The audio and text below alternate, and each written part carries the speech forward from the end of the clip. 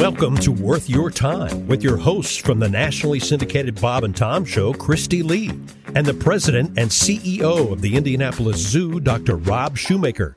Our mission to inform, entertain, and educate with guests from all aspects of life. We guarantee there isn't another podcast that features two hosts with such different backgrounds and discussions with remarkable people doing exceptional things.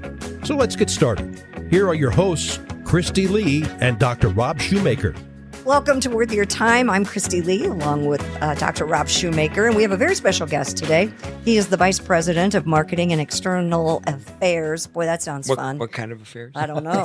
External, apparently. You don't want those internal affairs, do you? Yeah, correct. Jonathan Berger of Newfields. And Jonathan, we have invited you here today. First of all, I don't know what to call you because I've known you for a while, and a lot of your friends call you JB. JB, yeah. I don't know if you're a Jonathan or I don't know how to refer to you in the show. How would you prefer? JB is perfectly fine, yeah. Okay. I've gone by many names. John, Johnny, JB seems to stick. Yeah, Johnny, you're not a Johnny. Yeah. I don't think you're a Johnny. But we wanted to talk about a very unique thing that's going on at Newfields. For those of you who are not familiar, Newfields is the art museum in central Indiana, in Indianapolis, Indiana.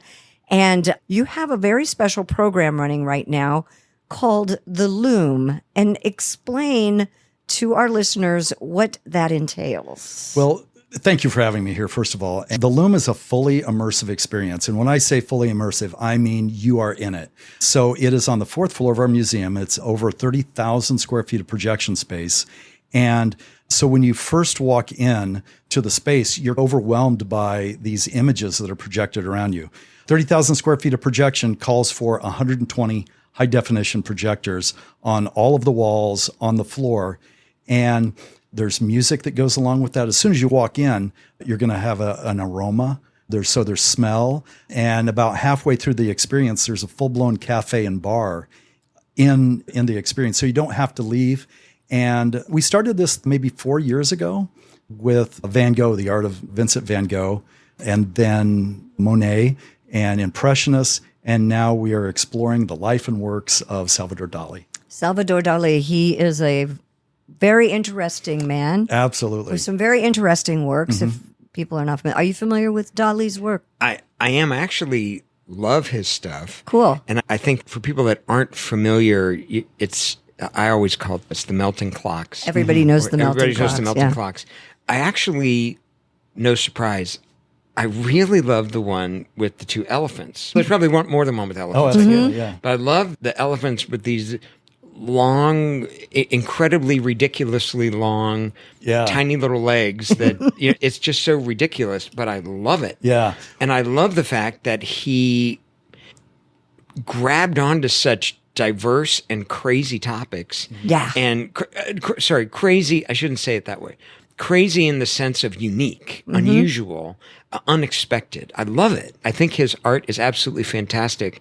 And by the way, I do want to say, for anybody that hasn't been to Newfields, it is also, to me, an absolutely spectacular, wonderful place in the same way that I use crazy in a good way. It's a crazy place that I love because it's a blend of art, it's a blend of nature, it's a blend of special events. It's classic. There's the Lily House there that's historical, culturally relevant. It is a spectacular museum. So when people hear art museum, maybe they have an image of art museum. It is not that. It's not stuffy. No. Well, and by the way, I love art museums, but I love going to Newfields. It is a fantastic place.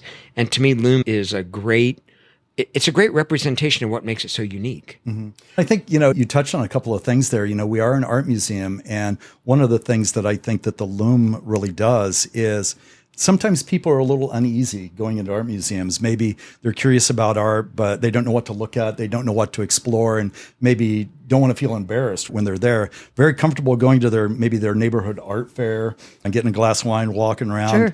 But I think what the LUME does is it demystifies an art museum. You can go in and just look at the technology. And the LUME acts as that invitation as you go through the different galleries. And again, it's on our fourth floor. It's in our entire fourth floor.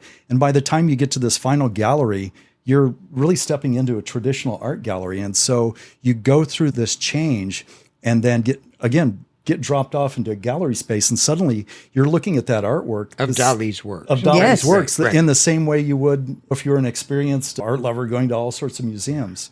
So But yeah, you're it's really- fully immersed. I mean, Yeah. it's everywhere. It's on the floor and the ceiling and the walls, and it's so incredible. and you can take a glass of wine right up to Right. those paintings. You do that in a lot of museums. Exactly. And the cafe is just the Yeah. cutest little thing. It's so great.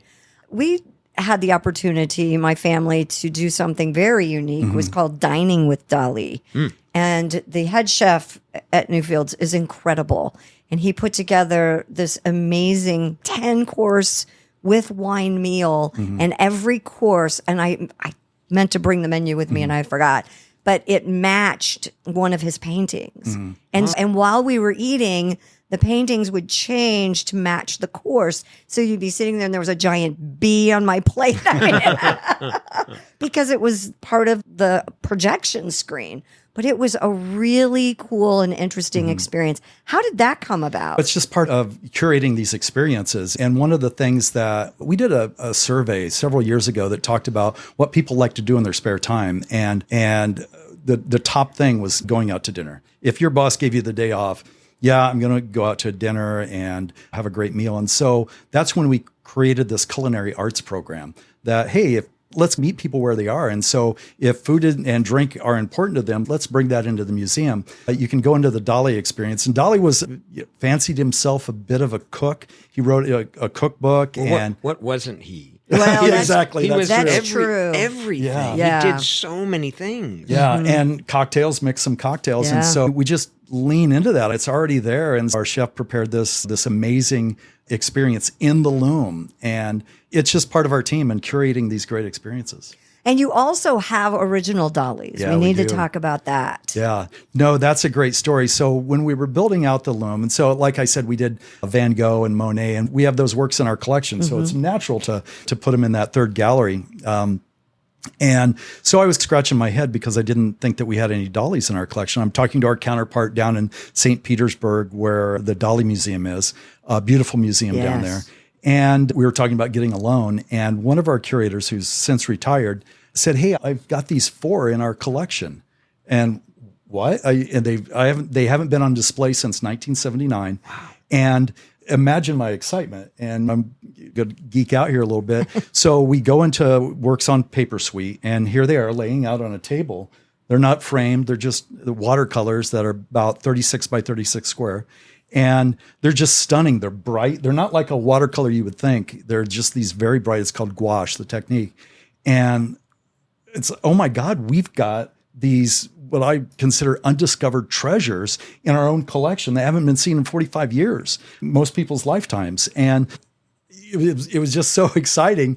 And then the story about it is even better, because these were the backdrops for an opera that a gentleman by the name of Lorenzo Avery. Do you mean set design back? Yeah. Yeah. Wow. Yeah. He was a performer in this opera and commissioned Dali in the early 60s. Now, this was the pinnacle of his persona, the mustache, the melting clocks, all of these things that had happened.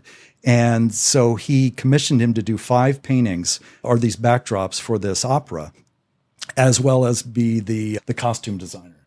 So he painted these in the contract. When our team, very thorough, found the contract, and it says you're not allowed to sell these, but you can keep them. And this opera and ballet toured Europe. It was a grueling tour to where one night the lead ballerina fainted on stage. Very surreal. Of course, it's a Dali. I'm sure it was dramatic. Best faint in the history of the world. And didn't have an understudy. And they were left scratching their heads for a little bit. And then there was a little bit of controversy. Dali wanted to have more influence in the whole production. And Who saw that coming? And so they broke up, and the opera was supposed to come to New York. It stayed in Europe and Paris, Venice, around there. But yeah, we have those paintings because this producer, Lorenzo Avery, married a woman in northern Indiana, in LaPorte, Indiana, Hallie Fox. What are the odds? Yeah. Wow. And that's 1970s. She started donating 1 and 2 at a time. So they were his. Personal, yeah. He owned them. Yeah. And then left them to his wife. Yep. Wow, what a story. It's not over. Yeah. Okay, keep going. I said there were five that were commissioned. We only have 4. There's one missing. Yeah. And hopefully through the LUME and everything that we're doing, maybe somebody is going through their basement and, oh, hey, I've got the missing dolly. Yeah. I've got a basement, but I don't have anything like that in it. So how would, they're all set design. Yeah. And how would they be split up? Yeah, how would you not know you have it too? Yeah. Somebody has it. Yeah. I don't know. Maybe they kept it, but I don't believe the family has it. Isn't that cool? I would check the house one more time. Yeah. Check the attic. Yeah, no joke. Well, Some drawer similar lined with behind the wall somewhere in the exactly. drywall. Similar to our basement in the museum, we have over 40,000 works in our collection. Wow. And at any given time, only 3% are on display. How often do you change them out? Oh, we change it quite a bit. We'll do rotations in all of I think we have one coming up in our contemporary gallery. So we change out sometimes seasonally, but we do it quite a bit. What is the most unique piece that's at the art museum right now? Oh boy, that's a tough question. I've prefaced that by saying you do have a very unique situation. We were talking about jumping around here, but we were talking about how there's the gardens and there's the actual museum and then there's the LUME. There's actually an outdoor sculpture area that has some pretty unique pieces. Yeah, They also in automobiles, right? Yeah, we do. On we have one loan, loan right now from not the on loan from the Indianapolis Motor Speedway Museum, and it's outside our design gallery. We also partner with them in our historic Lily House. We need a car in the garage in there, and they've provided that for us too. I think the most unique thing, the thing that I love the most that's so impactful is the love sculpture. Robert Indiana's That's the one I was going to ask you. original love Everybody sculpture. would know that. Everyone. Anybody listening to this will know that sculpture instantly. Yeah. Yes. It's so iconic, The one and with the it tilted sits O. right upstairs. Right. Yep, Yeah. that's exactly it. Absolutely. It's red. And is that the only one of that series? So that's the original, and so it's much larger. The other ones are all made out of aluminum and painted, and so ours was made out of steel.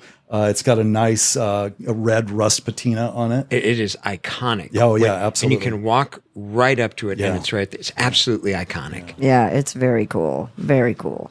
But I'm curious of something you said earlier. I think I understand it, but I really wish you would explain it a little bit more when you talk about the fact that people don't feel comfortable coming to an art museum. Yeah. I know that's true. It's such a pity, but I wonder why do you think that is? I don't know. I think it's just the comfort level. If you look at traditional museum spaces, everybody has to whisper. Heaven forbid your kids run around or scream or knock something over that's worth millions of dollars. And so I think that would be bad. I just think historically museums have this persona of being stuffy, and that's not what we want to promote. I love art. I want people to enjoy art the way that I do. And getting back to the LUME, music plays up there. We have a Spotify playlist that we share with people. You can eat food in that space. You can drink your wine. And like I said, you can walk right up to those paintings. Kids can run around. Yeah. Exactly. Yeah. I have a daughter that we took her, and she's 15 months old, and so she's just now walking. And in the Dali exhibition, there are these ants that kind of march through on the floor, and she's running around chasing them. And it's so great to see young people just running around and being kids in a museum. You would know a lot better than I would, but I know there's some folks who are purists who are not really fans of these kinds of installations. It's not the... Yeah. But I really like the philosophy behind it is it's a comfortable, accessible, engaging introduction. And by the way, there are also some real works as part of it at the conclusion. But is that kind of No, absolutely. the And whole I'll idea go one behind it? step further. We partnered with 3 Indiana artists that work in a digital environment. Yeah. And we commissioned 3 pieces. They're about 3 or 4 minutes each that also play in that space. And I tell you, I can't think of a larger canvas, pardon the pun, to show their digital art. So it wasn't too terribly long ago that photography wasn't considered art. It wasn't considered something proper in a museum. And again, the risk takers that we are, that, hey, this is the evolution of art and humanity, and let's get some digital art up here too. How often will the LUME exhibit change? Is it a long-term project? Or is this something that you've done 3 artists now, we're done for a while? I think we consider it a permanent installation. Okay. It's the entire 4th floor. We have projectors on the ceiling, and we've got some infrastructure built in there. But that's not to say that it won't change into more of those immersive artists, more of that space, and really maybe become a hub for that kind of art. We're working with a local university to get some students involved in that, where they're pairing digital artists with their music department to come together to build those next, smaller features. It's a very cool and interesting way to get people into a museum. And I know personally that there was not a lot, but quite a few people that were upset about it. Let's face it, there are some donors that are still in that old mindset, and that, and I got to say, that contemporary gallery was so popular. Yeah. And when they took that all away, there was a big, but see, I think it's great because now the contemporary pieces are like scattered all around. Yeah. And I like that better. I like the fact that it draws me in.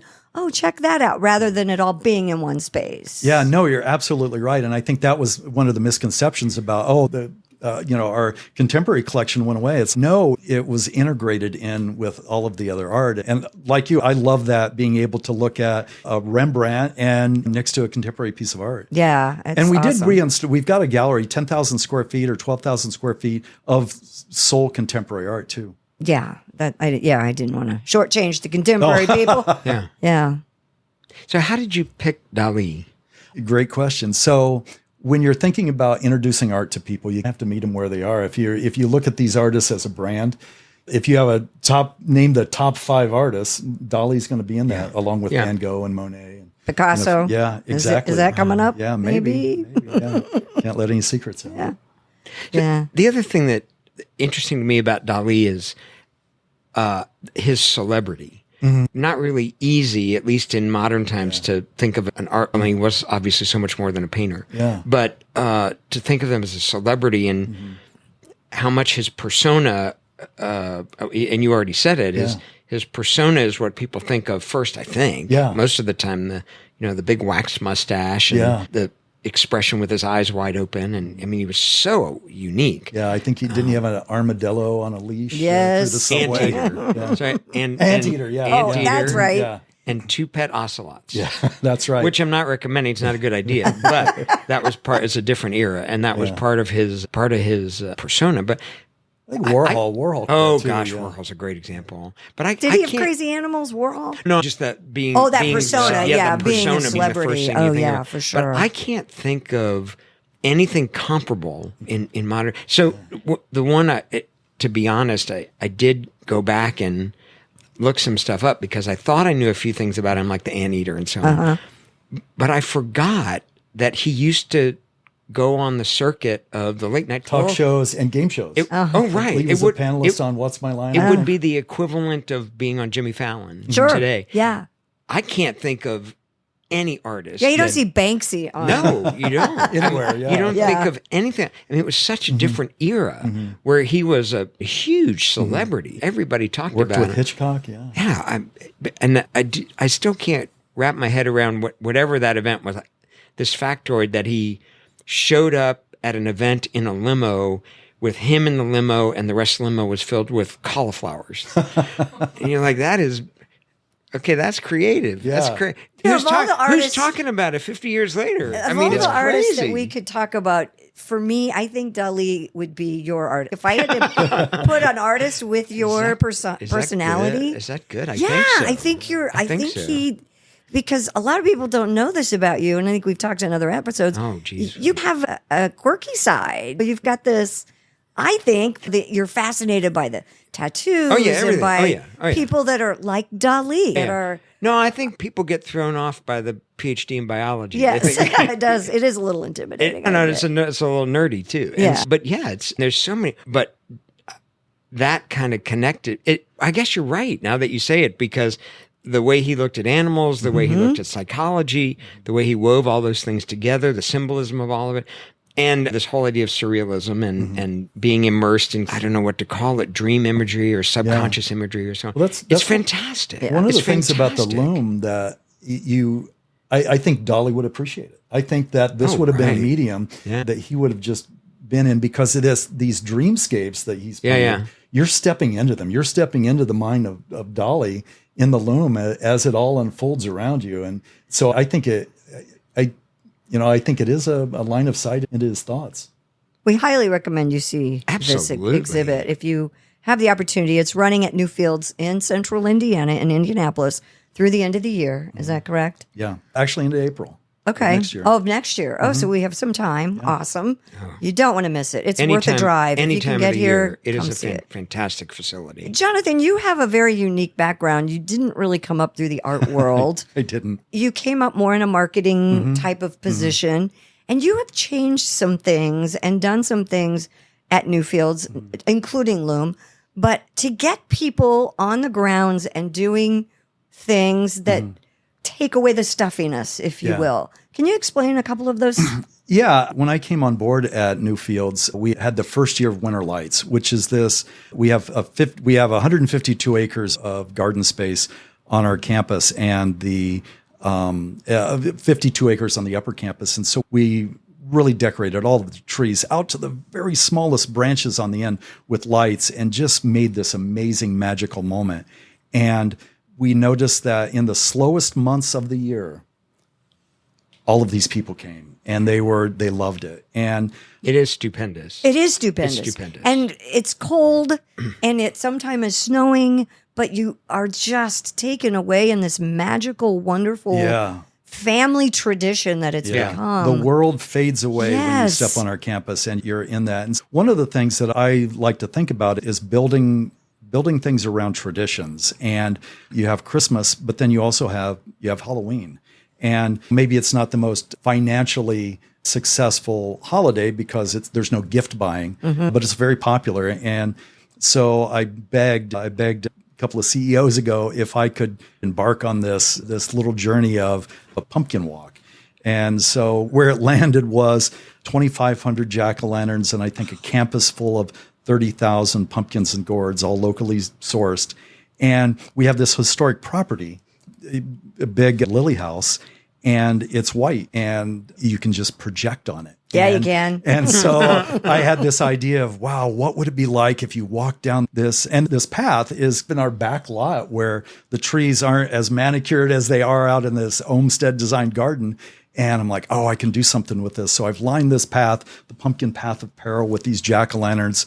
And because there's this ghost story that only happens one time a year around Halloween, projected onto Lily House. And through the multiple projectors, the facade of this house falls away, and you see some of these ghostly occupants in a party that takes place. It's fabulous. Oh, it's an incredible event every year. That's another thing. It's one of my favorites. Yeah, you have to make another plan. Be here in the fall, be here in the winter, be here anytime. Yeah, anytime. Yeah. And we've really started to build that out and build out these festivals to mirror and partner with the museum. So like with Dali on the 4th floor, our horticulture team has done plantings that are surreal with orchids and the colors of Dali paintings. And even like when we did Van Gogh, sunflowers were everywhere. Of course, yeah. And so we really make it very holistic. Yeah. And then you also have had, and we're going to go back in time a little bit, because I got to tell you, I was a disbeliever in you. This whole Eclipse thing, I had no idea. Oh, Kristi, say it so. I'm sorry, Jonathan. When you first brought this up, I thought, nobody's going to go to that. And you threw the best Eclipse party. It was so incredible. Yeah. And congratulations. Oh, thank Kudos you. Thank to you you. very much. Yeah. I know you have 40 more years before you could do it again, but it was a really great thing. And that's another, what's the word I'm looking for? I just had a brain fart. That's another example of thinking outside of the art museum, thinking outside of, you had 80s band and food trucks, and it was like a Grateful Dead concert. I had this idea a long time ago, and I'll be really quick. I was, living out of state, and some friends of mine were chasing the Eclipse, and at the last minute, I bailed out. And when they came back, they just regaled me with these stories of, oh my gosh, they pulled over on the side of the road, and other people pulled over, and it created this little communal event.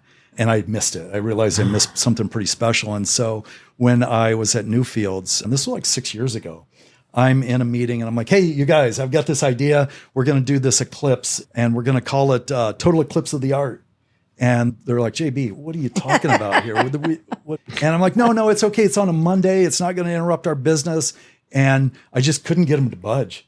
And they finally said, okay, we'll be open on Monday. And that was my foot in the door, and started planning and building this thing out. And with a name like Total Eclipse of the Art, we had a band from, I think it was Louisiana, called the Molly Ringwalds. We have an outdoor amphitheater, and then we had 3 DJs and a local band called Rocky Bassoon that are 7 electric bassoonists that play pop music. Well, you have to have 7. Yeah. Yeah. They're pretty fun. It doesn't I've work seen would be them. too much, But I wanted to create that same kind of communal event, like a little Burning Man. And I use the word quite a bit, invitation. It was an invitation for people to come to Indianapolis, to come to the museum, to come and experience our campus. The museum was open, Dali was open, so we had over 5,000 people. It could have been more, but we had to cap it. Yeah. 5,000 people come to our campus and just drink it all in. There were people from all over the nation, all over the world that came in that day. And food trucks. It was spectacular. Yeah. It was spectacular. I'm sorry, and it's not just you. I was an Eclipse. Oh, come on. How big can this really be? JB, I believed in you from the beginning. I knew you would be right. I believe you now, but it was, and it wasn't just him. It was anybody who was throwing these Eclipse parties. I was like, what? It's worked. 3 minutes. And Come on, people. It was awesome, though. And I think that's just one thing that I told our staff when we were building this out. People can stay in their backyards for this. Yeah. But they chose to be with us. They chose this community of this syzygy, of this natural thing in the universe happening. And we were all there. And in the original slide deck I had, the mic drop moment was when people ask, where were you? I was at Newfields. Yeah. This is where I was. And it was just a great event. It was magic. Well, kudos. And the weather. Oh, it was perfect. Talk about threading a needle. Yeah. Holy cow. And I sincerely apologize. I will spend the rest of my life making that up to you. Yeah. You brought up an interesting thing, community, the word community. Mm-hmm. And you don't really think of that when you think of going to a museum. Mm-hmm. And this day and age, I think there are so many people who will never admit it, but strive for a community or finding that special space. Mm-hmm. Are there, I don't know how to ask this question. There are ways you are doing things to create that. Mm-hmm. Do you find that unique? Is that a unique situation? Not necessarily. I think it's getting more popular. I think, again, I like to think that we're innovators, and museums are hundreds of years old. And we just celebrated our 140th anniversary. And so imagine the collection of art that we have. There are so many people that don't see themselves represented in museums or on our campus. And as humanity changes and as society changes, museums have to change too. Mm-hmm. And I think that's something very active that we're pursuing. Yeah. And you've got a lot of great events going on all the time that reach a lot of communities, like a lot. And I guess what I'm trying to say is people need to check that out. Yeah. I don't think they realize exactly all the things that are offered at Newfields. Yeah. Newfields.com. Is that it? Let's do it. Discover Newfields. Discover Newfields. Congratulations to you. Oh, thank you very much. I appreciate that. Anything else you want to tease that's coming up? Yeah. I think what we do have coming up, we just opened 3 new works of art in our Virginia B. Fairbanks Art and Nature Park. And that was last weekend. And so here's some moments that you can get away and enjoy art in outdoors. The park was designed to have this art change, and we're just getting back into that with COVID and everything that could have put a damper on things. And so that just opened up. You know what? I think some details are worth it. When you say park, the acreage is 100 acres. Right. Yeah. So it's a park. That's a capital P park. Yeah. And the other thing, that the size of the sculptures, they meet 100-acre scale. Oh, absolutely. You have to walk many steps to go from one end of some of the sculptures to the other. It is really not what people think of, sculptures in a park. Exactly. It is monumental. And the best part about it is it's free and open to the public. And you can go there, you can experience art. There's one of our more popular pieces, Funky Bones, is I love there. that one. Yeah, I do too. And we just installed a piece by Heather Hart that is it's a rooftop. And it's this perspective that you get from your rooftop. And we walked out with the artist to do a first view of it. And as we're walking out, there was a couple from Cincinnati that were just passing through and saw the piece and read the didactic about how we want you to enjoy this and perform on it. They went back to their car, got their guitars. And so they're sitting on the roof playing their guitars as the artist, and we're walking up to it. And it was doing exactly what the artist wanted it to be. And so it's just stunning. Man, on that note, what a great conversation. Oh, thank you so much for sharing. We really enjoyed having you on as our guest on Worth Your Time. Do you have any last minute questions? I do, but I do want to say, JB, Newfields is really a jewel in the community. Yeah. And it is absolutely worth a visit from wherever you are or anywhere around the country. It's an incredible, incredible destination, outdoor sculpture park, indoor art museum, events, LUME. It's absolutely, it's hard to encapsulate it in a description because it's so unique and so diverse. Mm-hmm. And by the way, all set in a spectacular gardens, natural forests, absolutely incredible. Yeah, I want to go back to the very beginning of the conversation and ask for your advice. So for someone who's not comfortable, maybe not interested in a traditional art museum, lots of communities have traditional art museums or more traditional art museums, what do you tell them? How do you help them be comfortable to go through the door and try it out? Because it's worth it. And I think that we've got several back doors. The garden, are you comfortable in the garden? In that survey that I talked about that we did so long ago, right after food and beverage, going to a park. And so we find that we get a lot of traffic from the garden. People come to the garden and then they come to the museum and explore that way. And for me, just take that step. It's not as scary, and you'll find artwork that's, oh my gosh, I love this. One of the things about the LUME, I would follow people around after they left and they would say, oh my God, I had no idea, we have to come back. And that's marketing gold to me, that the return, I've introduced someone to something and they want to come back. And at the end of the day, we're 669,000 square feet. Yeah. We're one of the oldest and largest museums in the nation. And it is a diamond that, it's worth it. Yeah, I just encourage anybody. I love how you describe it. If you're not comfortable, that's okay. Try it. Yeah. Go to the traditional part of the museum after you explore those other things. Yeah. And it's okay if you don't like stuff. Yeah. You don't have to like it. You don't have to understand it. You don't have to have a comment about it. Just go see it. Yeah. Try it out. It's worth the experience. You'll find something. Never know. You never know. You will find never something. Never know. Great point, JB. JB, thank you so much for joining us. We really appreciate it. Great conversation. Yeah. Thanks a lot. You've been listening to Worth Your Time with Dr. Rob Shumaker and Kristi Lee. If you like what you hear, please give a review wherever you get your podcasts. And don't forget to tell your friends. Word of mouth is the best compliment.